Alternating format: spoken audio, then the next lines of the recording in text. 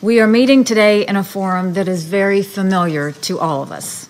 This session on the Middle East has been taking place each month for many, many years. Its focus has been almost entirely on issues facing Israelis and Palestinians.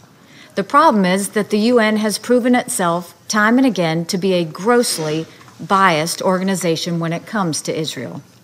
As such, the UN's disproportionate focus has actually made the problem more difficult to solve by elevating the tensions and the grievances between the two parties.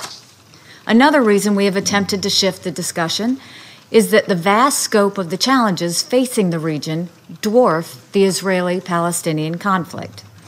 As we meet here today, the Middle East is plagued by many truly horrendous problems. In Yemen, there is one of the worst humanitarian disasters on earth, with millions of people facing starvation. Meanwhile, militia groups fire Iranian rockets from Yemen into neighboring countries. In Syria, the Assad regime is using chemical weapons to gas its own people.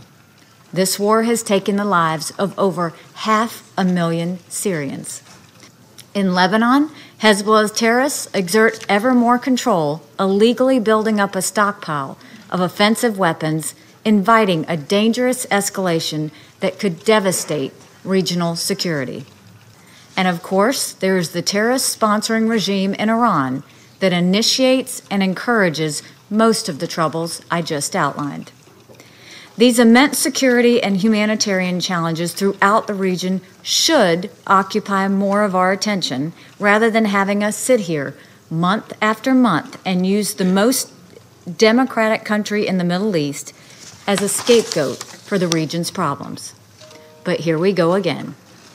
So many innocent Israelis have been killed or injured by suicide bombings, stabbings, and other sickening terrorist attacks. The Palestinians in Gaza live under Hamas terrorist oppression.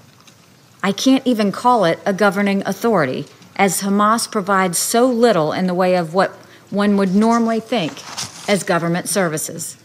The people of Gaza live in truly awful conditions, while their Hamas rulers put their resources into building terror tunnels and rockets.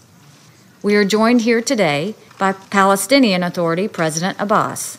I'm sorry he declined to stay in the chamber to hear the remarks of others. Even though he has left the room, I will address the balance of my remarks to him. We are fully prepared to look to a future of prosperity and coexistence. We welcome you as the leader of the Palestinian people here today. But I will decline the advice I was recently given by your top negotiator, Saeb Erekat. I will not shut up. Rather, I will respectfully speak some hard truths. The Palestinian leadership has a choice to make between two different paths. There's the path of absolutist demands, hateful rhetoric, and incitement to violence. That path has led and will continue to lead to nothing but hardship for the Palestinian people. Or there is the path of negotiation and compromise. The United States knows the Palestinian leadership was very unhappy with the decision to move our embassy to Jerusalem. You don't have to like that decision. You don't have to praise it. You don't even have to accept it. But know this, that decision will not change. So once again, you must choose between two paths. You can choose to denounce the United States, reject the U.S. role in peace talks, and pursue punitive measures against Israel in international forums like the UN. I assure you that path will get the Palestinian people exactly nowhere toward the achievement of their aspirations. Or you can choose to put aside your anger about the location of our embassy and move forward with us toward a negotiated compromise that holds great potential for improving the lives of the Palestinian people. As I mentioned in this meeting last month, the United States stands ready to work with the Palestinian leadership. Our negotiators are sitting right behind me, ready to talk.